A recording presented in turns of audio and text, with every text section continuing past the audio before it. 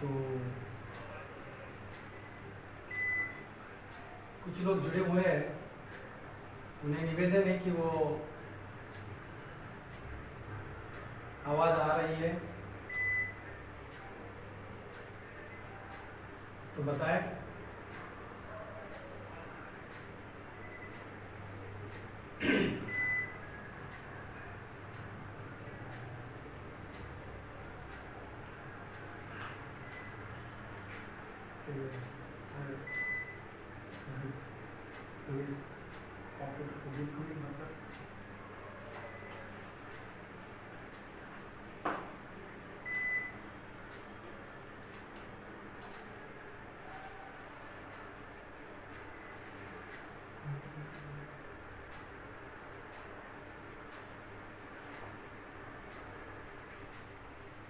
तो शुरू करते हैं। नमो तस् भगवतो अरहतो सम्मा सम्बुद्धस्स। नमो तस् भगवतो अरहतो सम्मा सम्बुद्धस्स। नमो तस् भगवतो अरहतो सम्मा सम्बुद्धस्स।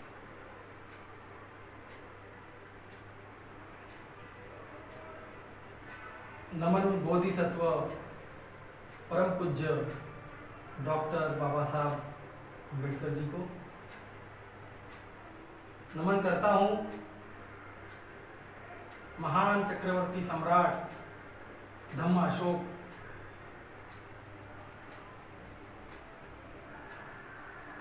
राष्ट्रपिता ज्योतिराव फुले तथा सभी महापुरुष और महान माताओं को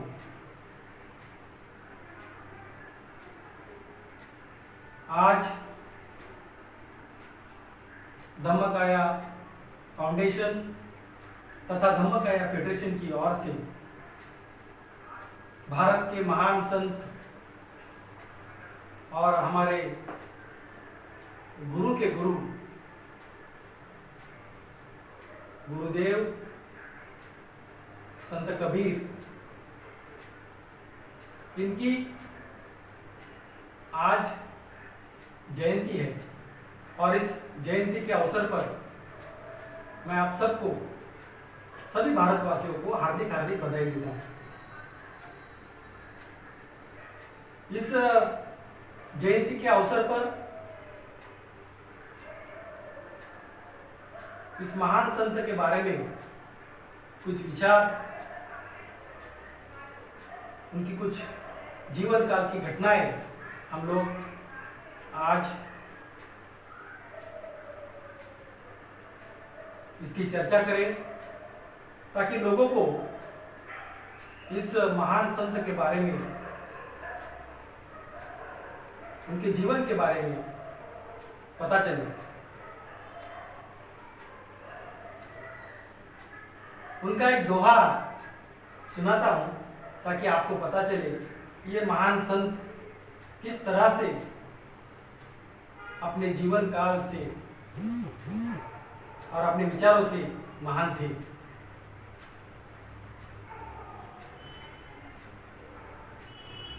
जो लोग धन संपन्न है, पैसे वाले हैं या कई अहदों पर बैठे हुए हैं, उन लोगों के बारे में कभी कहते हैं अरे बड़ा हुआ तो क्या हुआ,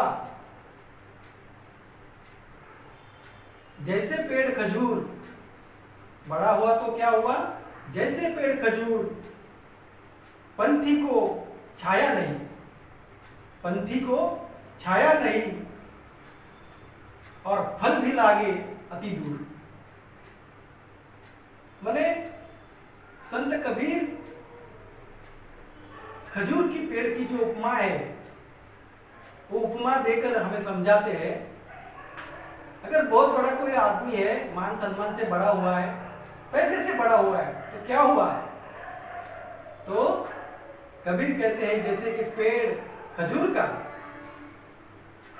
खजूर भी लगे हुए लेकिन इतने दूर, इतने ऊपर और उसकी छाया किसी को मिलती नहीं। इस तरह से जीवन के अनेक मोड़ पर जीने की कला जीने का मकसद संत कबीर द्वारा हमें सीखने को मिलता है। आज इस जयंती के अवसर पर आपसे जो मैं विचार विमर्श कर रहा हूं, इसका एक कारण है जो बताना मैं आवश्यक समझता हूं। यह कारण यह है, हमारे धम्मकाया फेडरेशन के उपाध्यक्ष है, राष्ट्रीय उपाध्यक्ष अनिल जी बागुल सर, जो कि नासिक से है, उन्होंने मुझे सुबह फोन किया कि आपको आज के जयंती के अवसर पर कुछ बातें समाज के सामने रखनी है। तो उनके अनुरोध पर और उनकी कबीर संत के प्रति जो सद्भावना है, इसको मानते हुए हम लोगों ने तय किया कि आज धम्मकाया फेडरेशन तथा धम्मकाया फाउंडेशन की ओर से हम सभी लोग इस व्याख्यान के माध्यम से, इस प्रवचन के माध्यम से लोगों में संत कबीर की विचारधाराओं को पहुंचाएं। ज्यादातर लोग कबीर जी को बाबा साहब का गुरु मानते हैं, बाकी उसके बारे में लोगों को ज्यादा मालूम नहीं है। ये तो सच्चाई है। केवल बाबा साहब ने उनको गुरु माना है, इतनी बात। और कोई ज्यादा पढ़ा लिखा आदमी रहेगा या कोई पढ़ने वाला रहेगा, अध्ययन करने वाला रहेगा, तो उससे और ज्यादा बातें मालूम होंगी कि बाबा साहब के परिवार में, बाबा साहब के परिवार के सारे लोग, उनके पिताजी कबीरपंथी थे, इसलिए बाबा साहब को कबीर के बारे में, संत कबीर के बारे में बहुत सारी जानकारी है और इसलिए बाबा साहब ने संत कबीर को अपना गुरु माना है। इतनी 2-3 बातें लोगों को मालूम है। उसके अलावा संत कबीर के बारे में लोगों को कुछ भी मालूम नहीं है और बहुत सारे लोग उसके बारे में अज्ञान है। तो क्यों ना हम उसकी पूरे जीवन को, उनकी जीवनी को भी अपने सामने थोड़ा आपके सामने रखते हैं। जैसे आज ज्येष्ठ पूर्णिमा है और ज्येष्ठ पूर्णिमा के दिन सन 1398 मीन्स 1398 में उनका जन्म वाराणसी स्थित हुआ है। उनके कोई माता पिता का, असली माता पिता का नाम पता नहीं। उन्हें एक मुस्लिम पति पत्नी ने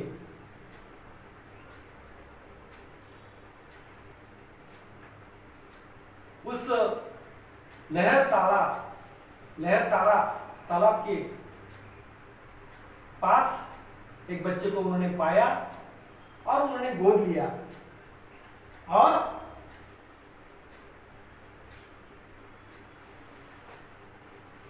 उनकी माता जो है नीमा और पत्ताजी नेहरू, इन दोनों ने, जो कि उनकी संतान नहीं थी, उन दोनों ने इस बच्चे को गोद लिया और पूरी तरह से अपने बच्चों की तरह उसे पाला। आज वहां पर आप जाओगे वाराणसी में तो कबीर जी की जन्मस्थली करके वहां पर कबीर चौराहा है, वहां पर उनका जन्म स्थान अभी भी बहुत बड़े स्मारक के रूप में हमें दिखाई देता है।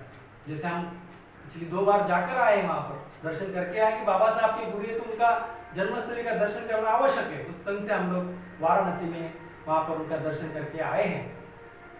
लेकिन उनके बारे में बहुत सारी अफवाहें भी हमें दिखाई देती है। जैसे उनकी शादी नहीं हुई ऐसा भी कहा गया है, लेकिन उनकी शादी हुई थी।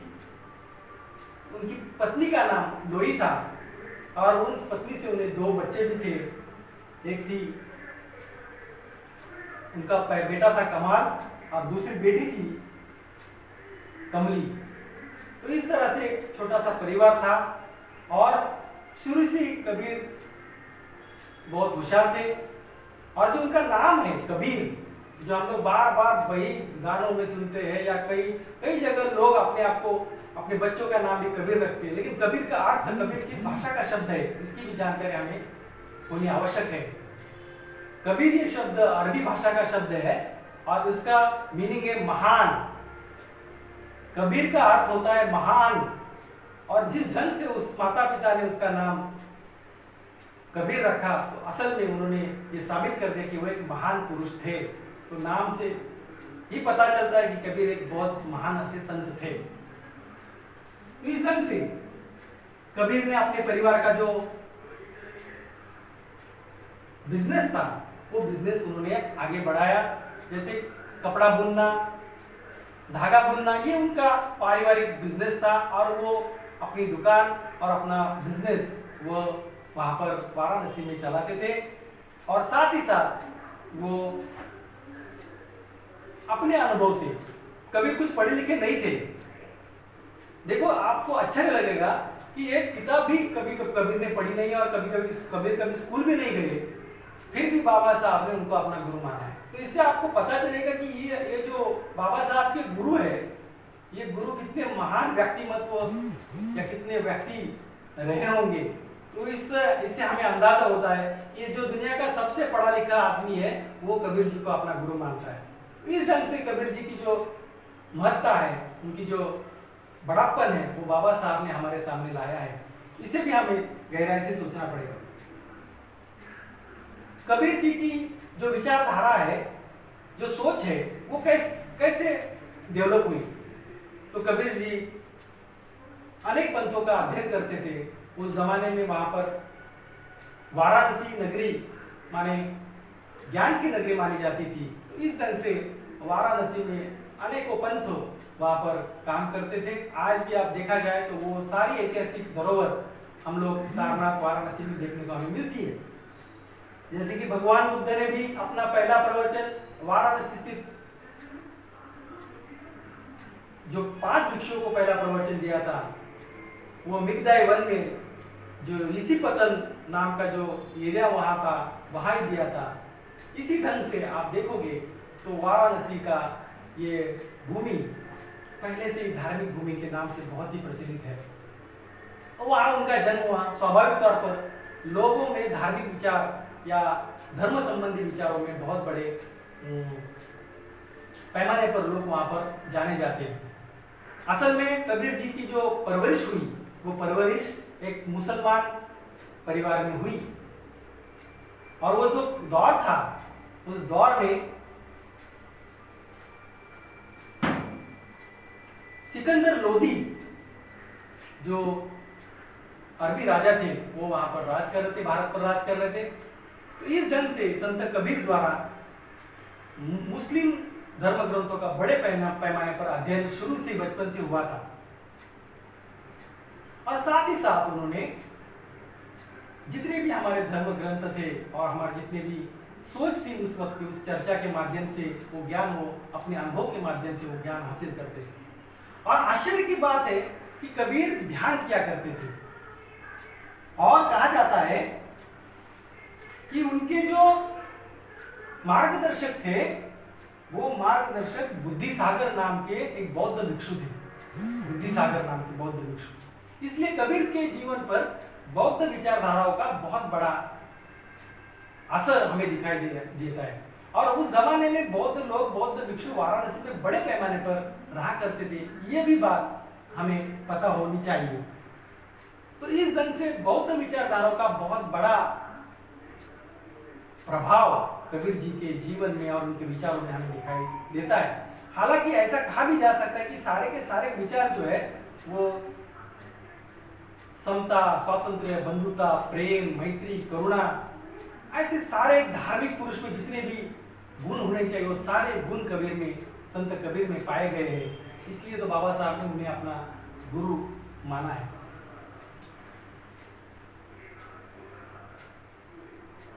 भारत के जो विचारवंत लोग हैं, वो भी कबीर को बुद्ध के बाद एक बहुत बड़ा संत, जो बुद्ध की विचारधारा को आगे बढ़ाने वाला संत के रूप में, जो फिलोसोफर है, जो इस संदर्भ में अध्ययन करने वाले लोग हैं, वो ये मानते हैं कि कबीर सही मायने में भगवान बुद्ध की विचारधाराओं को आगे बढ़ाकर ले जा रहा है। और वैसे भी बुद्धिसागर उनके संपर्क में कबीर बहुत बार रहे थे। इस ढंग से कबीर ने बुद्ध के बारे में भी बहुत सारे विचार प्रस्तुत किए हुए हमें दिखाई देते हैं।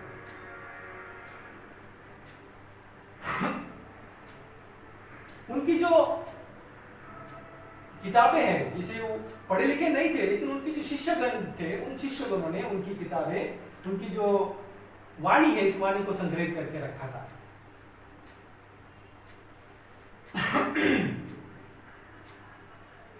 और इस ढंग से हमें कबीर जी की जो वाणी है, उनके शिष्य द्वारा संग्रहित की हुई हमें दिखाई देती है। जैसे कि उनकी वाणी बीजक के रूप में, बीजक इस ग्रंथ के रूप में हमें पाई मिलती है। उसमें कई तरह के, जैसे एक रूप है काव्य का जिसे साखी कहा गया है, दूसरा है सबद और तीसरा रैमैनी। ऐसे 3 विभागों में कबीर जी ने अपने लोकल या वहाँ की जो प्रचलित भाषा थी, उस भाषा में अपने प्रवचन दिए हुए और अपने दोहे उन्होंने समाज में प्रचलित किए। फिर ऐसा कहा गया है कि उस जमाने में वाराणसी में अगर कोई विद्वान है तो वो अनेकों विद्वानों में वहाँ के कबीर एक बहुत बड़े विद्वान थे। और भारत का एक बहुत बड़ा ब्राह्मण पंडित जो विद्वान था, उसका नाम था पद्मनाभ। जो पद्मनाभ शास्त्रार्थ करने में, माने वाद शास्त्रों में पांडित्य दिखाने में बहुत बड़े पैमाने पर प्रसिद्ध था। और वैसे पंडित पद्मनाभ ने चैलेंज किया था कि मैं वाराणसी में आ रहा हूं, अगर कोई चाहे तो मुझसे वार्तालाप करे, मैं उसको हरा दूंगा।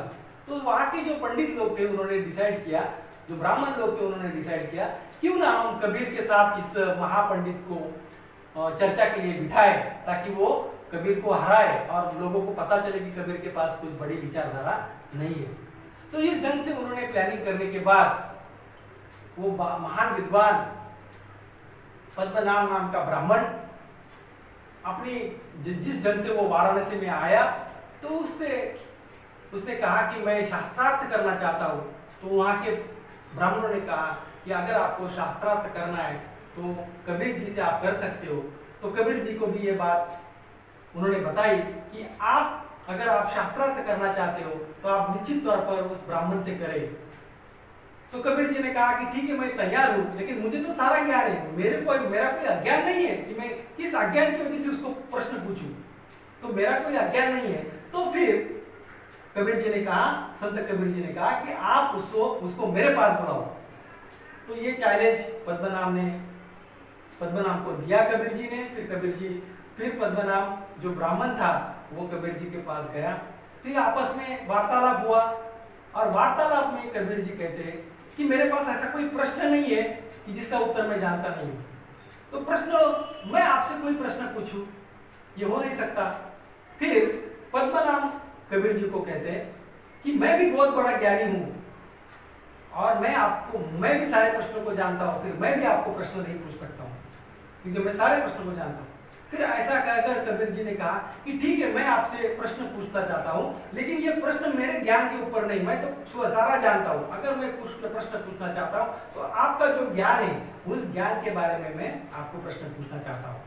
तो इस तरह से कबीर जी ने उन्हें अपना प्रश्न पूछा। प्रश्न इतना अच्छा और इतना मार्मिक तौर पर उन्होंने प्रश्न पूछा है, ये प्रश्न आपको सही में अच्छा लगेगा।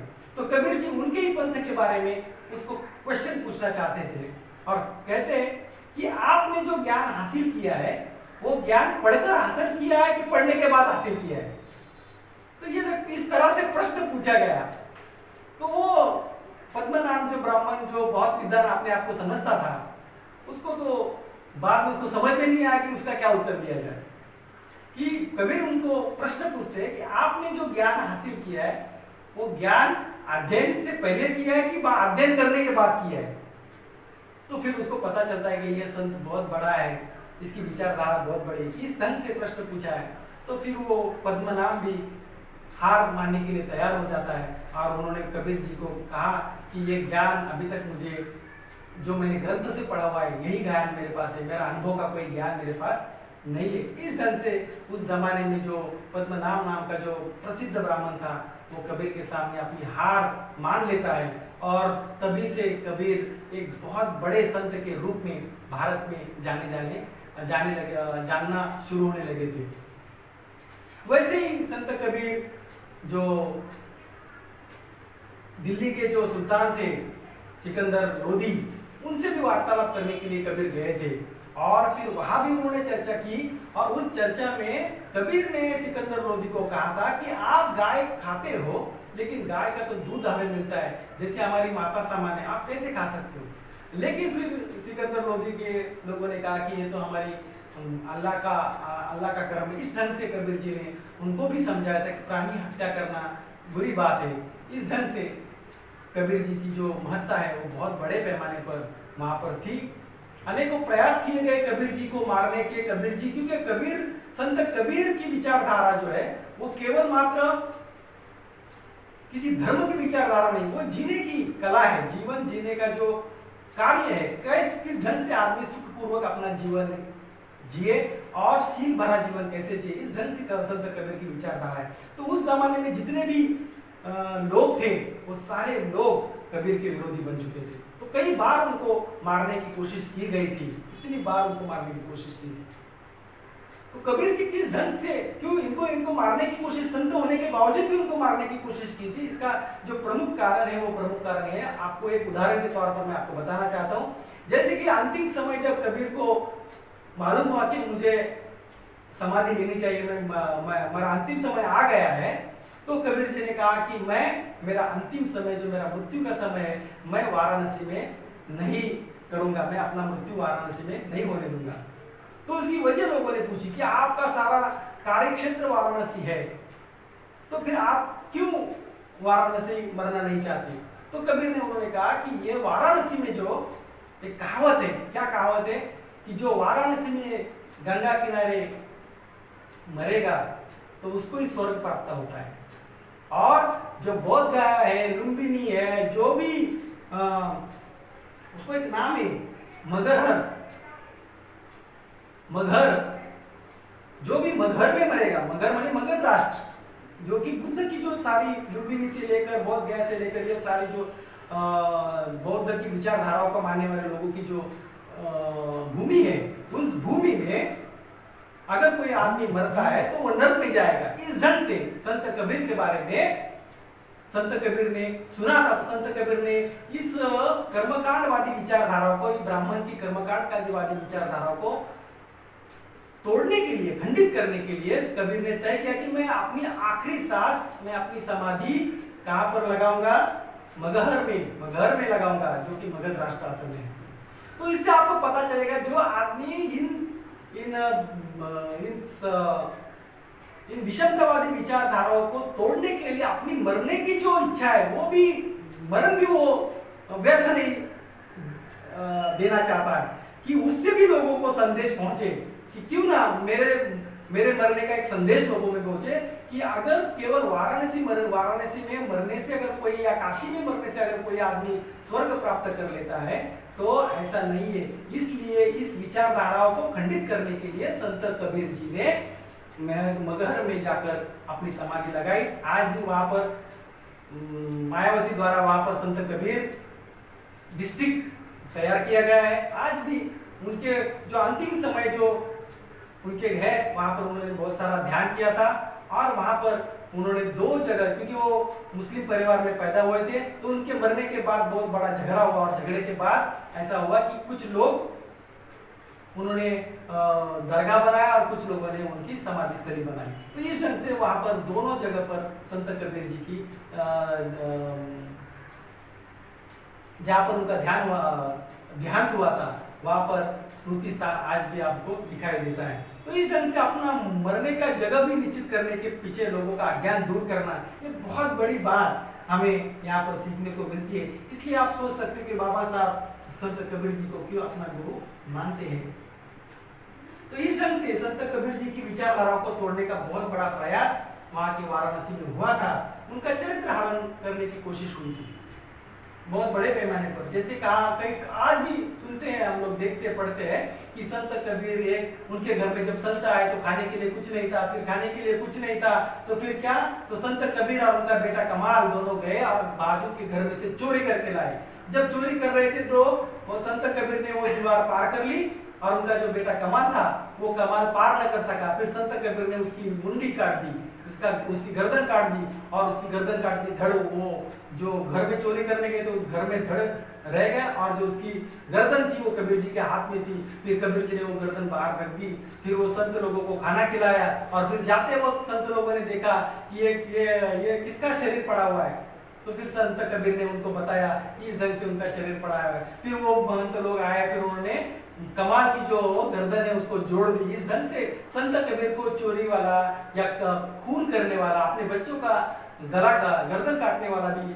इस तरह से प्रस्तुत किया जाता और उसके पीछे महानता लगाई दी जाती है। तो इस ढंग से संत कबीर जी को बदनाम करने की बहुत सारी कोशिश की गई है। और उनकी जन्म के बारे में यह भी कहा जाता है कि उनका जन्म जो हुआ है वो जन्म किसी ब्राह्मण की विधवा पत्नी से जो बच्चा पैदा हुआ था तो वो बच्चे का ही नाम कबीर है। इस ढंग से वो किसी भी तरह से संत कबीर को बदनाम करने की पूरी कोशिश कर रहे थे। दूसरी बात, उनको जो गुरु थे रामानंद उनके गुरु कहा गए थे, जो कि रामानंद का जो काल और उनका काल ये सब विभिन्न है। बहुत सारे विद्वान आज तक ये नहीं मानते कि रामानंद और कबीर जी को अपना गुरु मानते। और एक बात तो ये भी पढ़ाई में मिलती है कि जब सिकंदर लोदिया आया था वाराणसी में तो संत कबीर जी से मिलने आया था, तो उनकी कुटिया में जो ध्यान की कुटिया थी वहां पर रामानंद बैठे थे।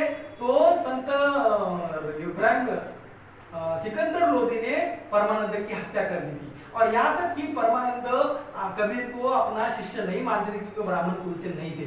तो इस ढंग से कबीर जी के आसपास जैसे ऐसा होता है कि हर महान संतों के पीछे उन लोगों ने अपनी सारी विचारधाराएं कि ये कबीर फिर बाद में उन्होंने अपना कर लिया। फिर कबीर का ये है, फिर कबीर का जन्म कैसे हुआ, तो पूरे आप जाओगे तो वहां पर वो आपको बताएंगे कि कबीर का जन्म इस तालाब में जो कमल खिला था उस कमल में एक सूर्य का किरण आया और किरण आकर फिर कबीर का जन्म हुआ।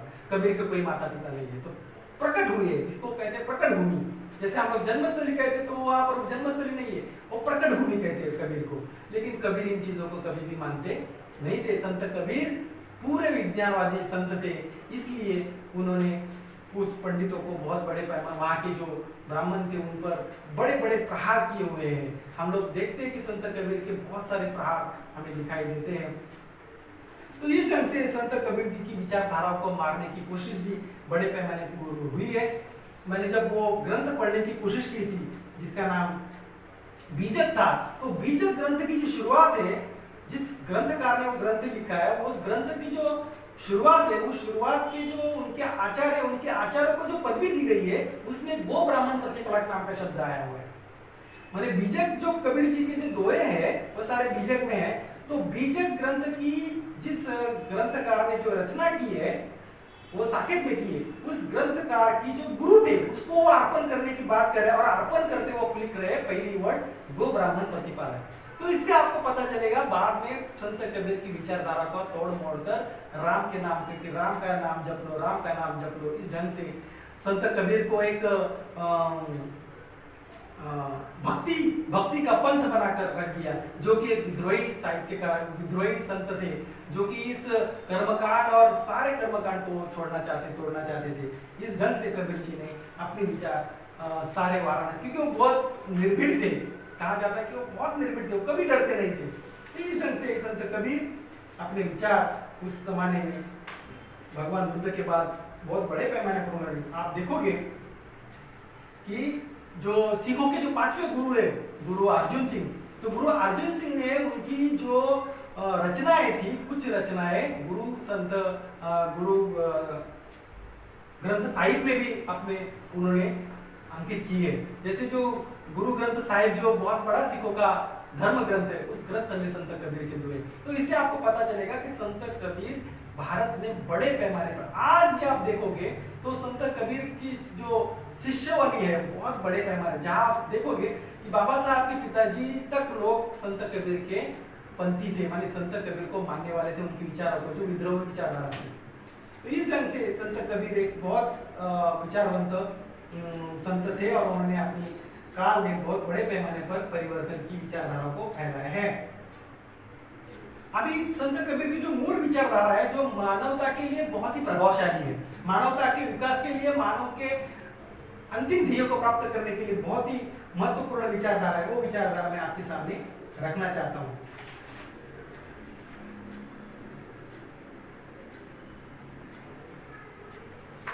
कबीर कहते हैं कि धीरे धीरे मना धीरे धीरे मना धीरे धीरे सब कुछ होए, माली सींचे सो घड़ा रुद्र आए फल होए। माने कबीर ये कह रहे हैं कि मन को संयम रखना मन का संयम रखना बहुत आवश्यक है। और मन का संयम के लिए कबीर कहते हैं कि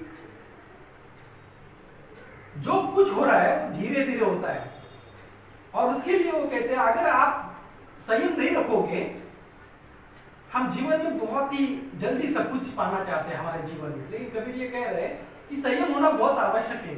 और संयम के लिए कबीर उदाहरण देते हैं कि जैसे माली है, वो भले एक दिन में सारा का सारा पानी अपनी खेती को डाले, अपनी पौधों को डाले, लेकिन उससे पेड़ में फल फूल नहीं आएंगे। जब तक ऋतु नहीं आएगा तब तक फूल फल नहीं आएंगे।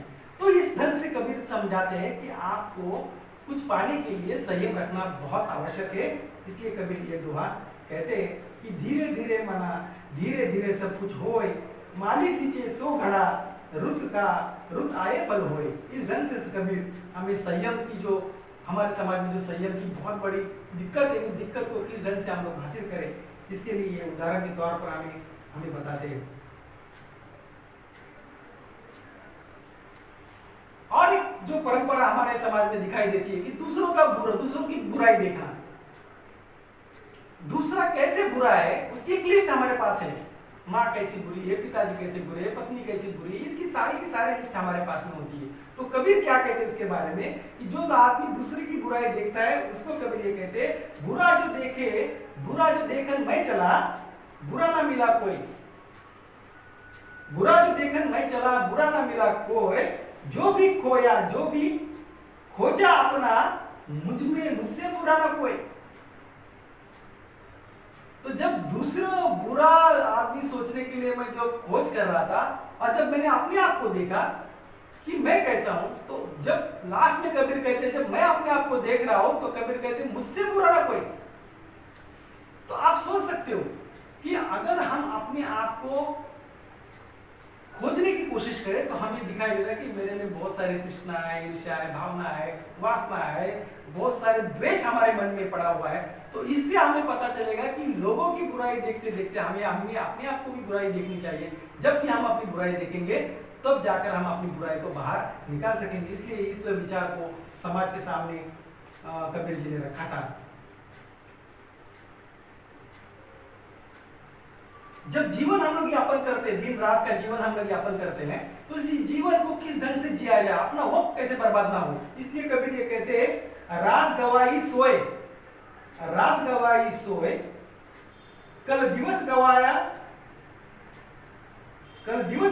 खाए, रात गवाई सोए कल दिवस गवाया खाए, हीरा जन्म अनमोल था कोड़ी बदल जाए। कबीर कहते हैं कि मैंने रात तो सोने में बिताई और जो दिन थे वो खाने में बिताए। जितना सोना है उतना सो लेते और फिर दिन में जितना खाना है खा लेते। इस ढंग से हमारा जीवन चल रहा है। हमारे जीवन की जो धारा इस ढंग से चल रही है, सो रहे खा रहे। तो कबीर कह रहे हैं कि ये जीवन हीरे जैसा है, हीरा जन्म अनमोल, हीरे जैसा जन्म है अनमोल, और उसको हमने कौड़ी में बदल दिया है। या ऐसे खाते और सोते हुए हमने इस जीवन को कौड़ी मोल बना दिया है। तो आप सोच सकते हो कि इस जीवन की जो धारा है हमें किस ढंग से जीनी चाहिए। और इसके बाद में कबीर कहते हैं कि क्या प्रयास करना चाहिए, फिर कैसे प्रयास करना चाहिए कि इस जीवन की धारा को अच्छी ढंग से खाते हुए सोते हुए न बिताए। तो किस ढंग से, तो कबीर कहते हैं, जिन खोजा तिन पाया, गहरे पानी पेट में, बुरा बुड़न डूबा रहा किनारे बैठ, बुरा बुड़न डरा रहा किनारे बैठ। माने कबीर एक उदाहरण दे रहे कि कैसा प्रयास करना चाहिए। तो प्रयास में कबीर ये कहते हैं कि मैंने प्रयास किया। जैसे कोई आदमी गोता लगाता है, तो गोता जब लगाता है नदी में तो कुछ तो वो जब गोता लगाएगा तो निश्चित तौर पर कुछ ना कुछ वो नदी से बाहर कुछ लेकर ही आएगा।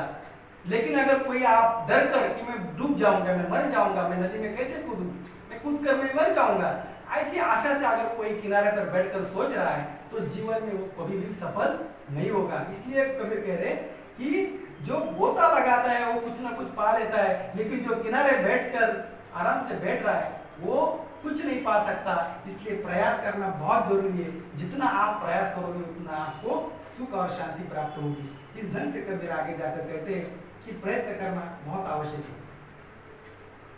और इसलिए उन्होंने बाद में कहा जो कि बहुत ही प्रसिद्ध है, कल करे सो आज, आज करे सो कल, पल में प्रलय होगी, भंवरी करेगा कब। कल करे सो आज, आज करे सो कल, करे सो आज, आज करे सो कल, पल में अब, पल में प्रलय होगी, भंवरी करेगा कब।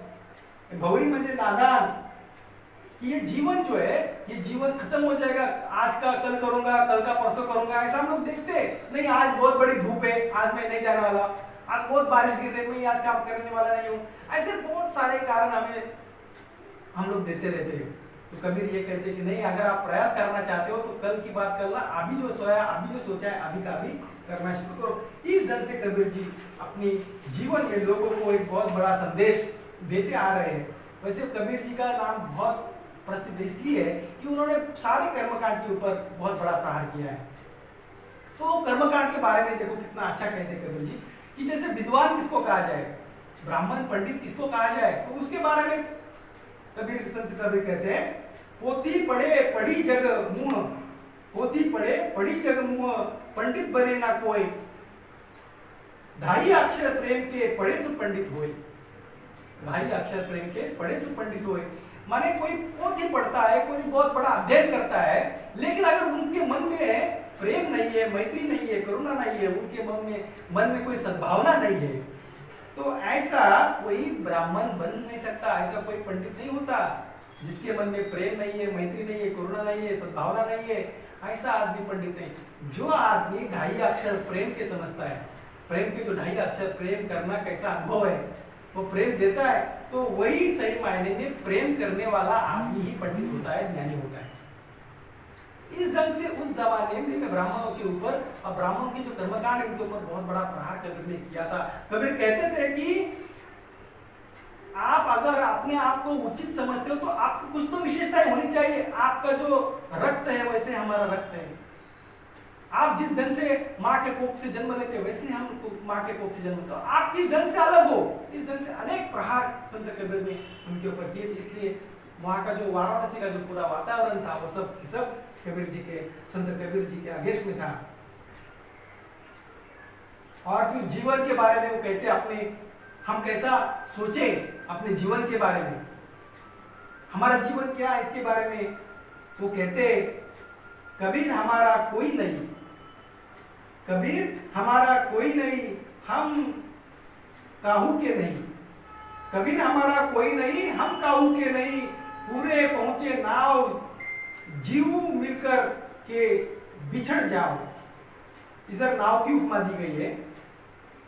कबीर कहते कि मैं मेरा, ये मेरा परिवार, मैं मेरा, ये जो अहम भाव हमारे मन में, उसके बारे में कबीर ये कहते हैं कि जैसे हम लोग दूसरे किनारे जाने के लिए एक किनारे पर नाव में बैठते हैं और नाव में बैठकर दूसरे किनारे पहुंचते ही हम लोग अलग अलग हो जाते हैं, अपने अपने गंतव्य स्थान पर जाते हैं। नाव में बैठने वाले सारे लोग नाव में तो इकट्ठा बैठते हैं, लेकिन जैसे ही नाव किनारे पहुंचती है तो लोग बिखर जाते हैं। इसी ढंग से हम अपने जीवन में इस ढंग से हम आए हैं और जल्दी बिखरने वाले हैं। तो इसलिए मैं मेरा इसमें कोई नहीं है। इस ढंग से अपनी सीधी सरल भाषा में कबीर लोगों को बताते हैं।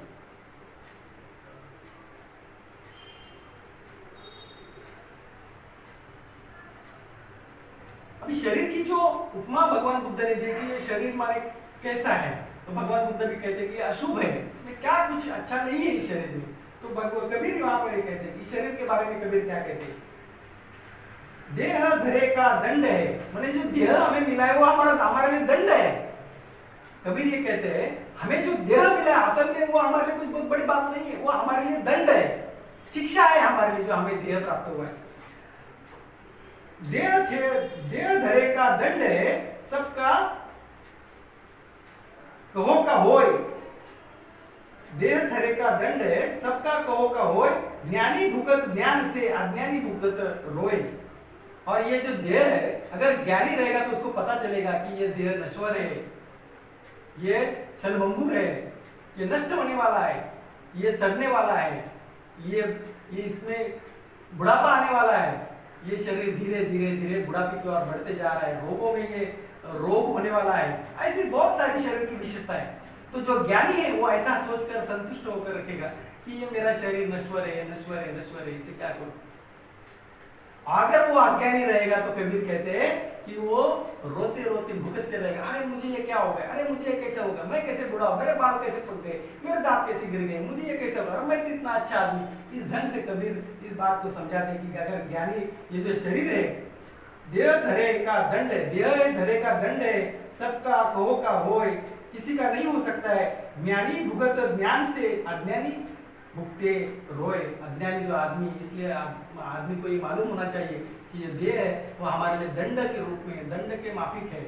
इस बात को हमें बहुत बड़ा संदेश कबीर जी दे रहे। कबीर कह रहे कि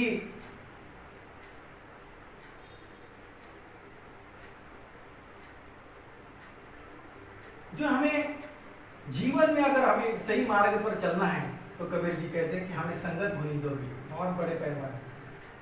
जैसे भगवान बुद्ध ने जो 38 मंगल बताए उसमें से जो पहला मंगल बताया भगवान बुद्ध ने कि इंसान के लिए अगर कोई मंगल बात है तो कौन सा मंगल है, तो भगवान ने कहा था असेवनाच बालानं पंडितानं च सेवना पूजाच पूजनीयानं एतं मंगलं उत्तमं।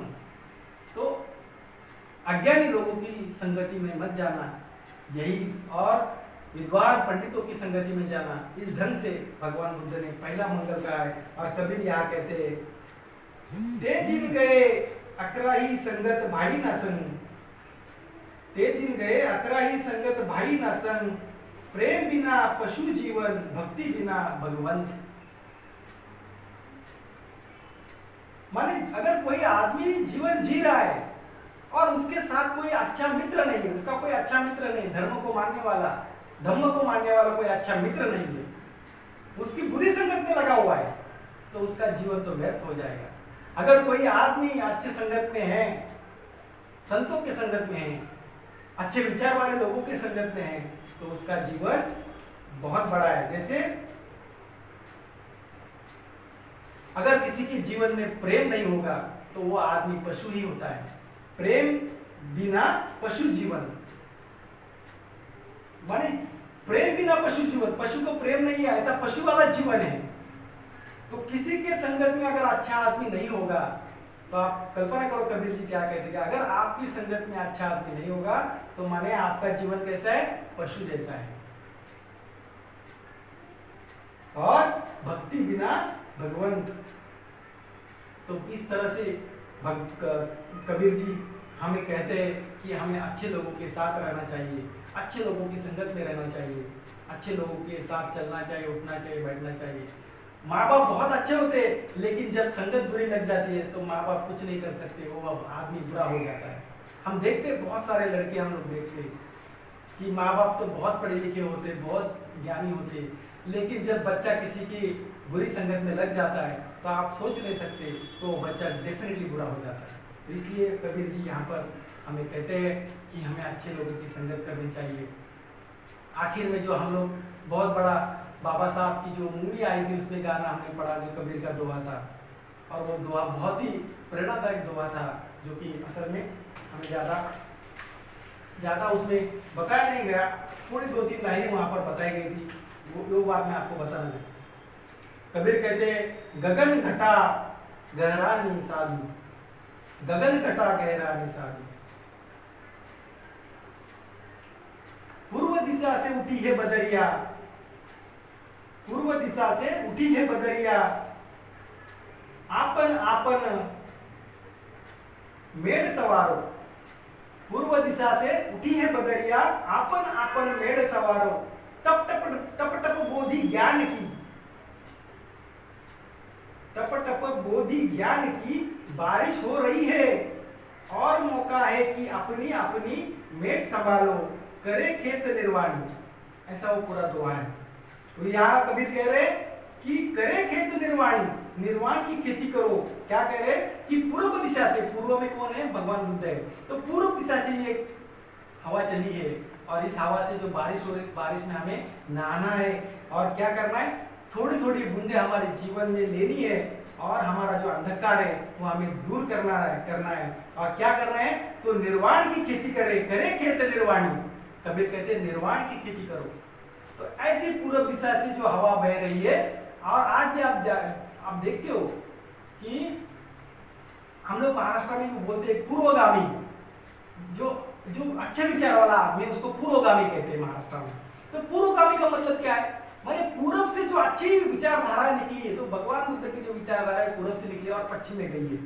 तो इसलिए पूर्वगामी का मतलब है ये जो विचारधारा, अच्छी विचारधारा वाले लोग हैं जो बाद में पश्चिम में गई है, इसलिए पूर्वगामी कहते हैं। तो कबीर कहते हैं पूर्व दिशा से उठी है बदरिया। ये बदरिया कहाँ से उठी है? पूर्व दिशा से। तो इस ढंग से कबीर हमको कहते हैं कि क्या करना है जीवन में। जीवन में कबीर कहते हैं हमें करे खेती निर्वाणी, हमें निर्वाण की खेती करनी है, हमारे मन में निर्वाण की खेती करनी है। तो इससे स्पष्ट होता है कि भगवान बुद्ध के विचारों का जो बहुत बड़ा गहरा असर कबीर जी के मन पर हमें दिखाई देता है, जो निर्वाण की खेती करने की बात कर रहे हैं।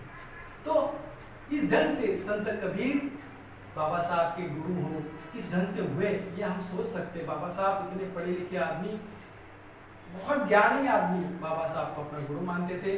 और कबीर जी की जो वाणी है, इस वाणी को हमें अगर देखें तो हम देख सकते हैं कि बहुत बड़े पैमाने पर उन्होंने लोगों का विचारों का मंथन किया था।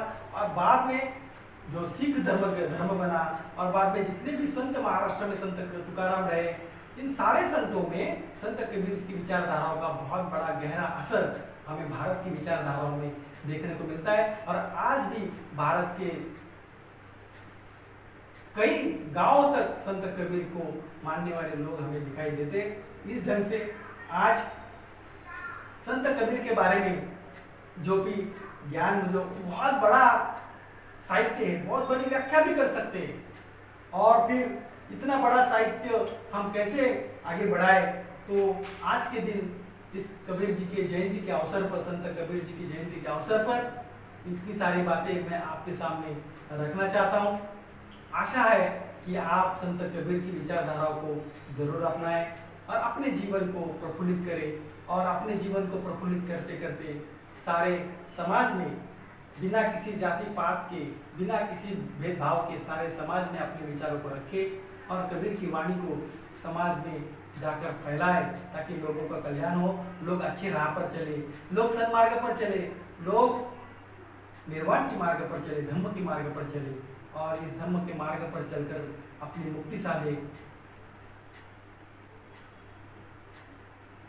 पूरी तरह से दुख से मुक्त हो।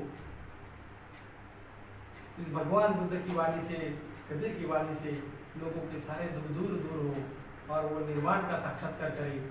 सभी लोग सुख शांति से अपना जीवन यापन करें। ऐसी मंगल भावनाएं व्यक्त करता हूँ, मंगल मैत्री व्यक्त करता हूँ। भवतु सब मंगलम, भवतु सब मंगलम, भवतु सब मंगलम।